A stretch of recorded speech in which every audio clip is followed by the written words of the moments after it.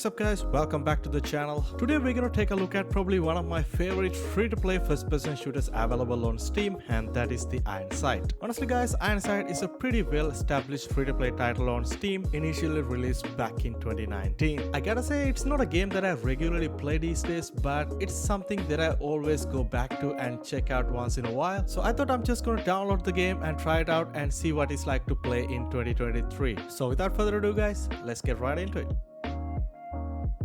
First of all guys, if you don't know anything regarding Ironsight, it's a free-to-play, fast-paced multiplayer first-person shooter similar to a much more arcade first-person shooter like Call of Duty Black Ops 2, but it's completely free-to-play. And also guys, last year I made a video regarding all the game modes, all the beginner tips and everything about this game, so I'm not going to discuss about all of these features again. I'm just going to share my experience as a new player coming back into the game and what is your experience going to be like in 2023. And the last time I checked out the game, which was about 10 months ago, and at that time the game had around 700 daily concurrent players on Steam, which is honestly not bad for a free-to-play game. But nowadays in 2023, it's becoming less and less popular and only having around 400 daily concurrent players, which is quite sad, and it does seem like the game just hanging on its last breath. But on the other hand, it's really good to see that developers are still pushing new updates, new content to the game, new seasonal updates, new bug fixes and everything. But it does feel like it's not going to be enough to keep the player base healthy. And honestly, the game haven't really changed much over the years. It's a very solid boot to the ground Call of Duty style gameplay experience, which is really enjoyable and fun. And the game also doesn't have any pay to win element, which I really appreciate as a free to play title. You can basically spend money on cosmetic items, weapon skin, and also some battle pass items, which doesn't give you any advantage when it comes to gameplay. And there are tons of weapons, attachment, and you can do multiple type of loadouts, customization and everything, which basically can be unlocked just by playing the game. Everything sounds pretty good, but let's say if you are just starting out in 2023, what is your experience going to be like? First of all guys, the game player count is pretty low right now, and it's going to take some time to get into game modes. Even though you can play pretty much all game modes, you have team deathmatch, domination, capture the flag, search and destroy, all those basic game modes. It's going to take some time, but most likely you will be able to get into a game. But because the player count is pretty low and saturated with pretty much the guys who play this game every day for the last few years, and they are pretty much on the max level, having max weapon, max attachment. So as a beginner in 2023, starting out is going to be pretty challenging. So as a beginner, you have to go against these pretty much max level tryhards, and you're only going to have those base weapons that you unlock as a beginner. So your overall first impression and the experience is not going to be that enjoyable. That is basically the main reason why I think this game is not getting any new players these days. And also a bunch of recent Steam reviews mentioning the game also have an issue with hackers and cheaters. But honestly, I personally haven't experienced any cheaters. That is also could be a reason why the game is losing current players. And overall guys, as a free-to-play title, this game had a lot of ups and downs over the years, and I remember playing it like a year and a half ago. This game had a big issue when it comes to netcode, especially when you shoot at someone and he shoot back at you. Both players die at the same time, which is kind of embarrassing and funny, but seems to me most of those issues are fixed for the most part.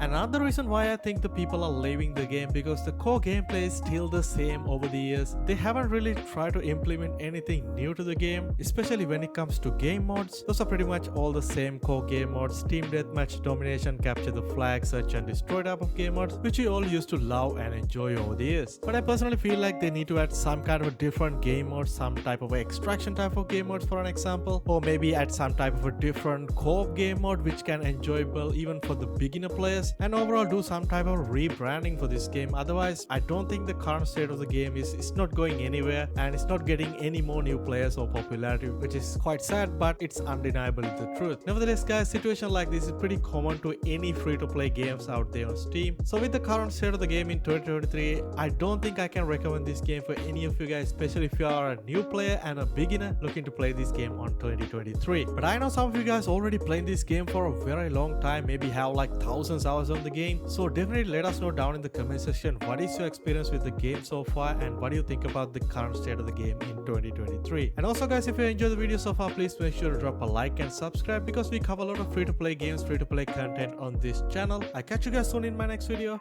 Stay safe.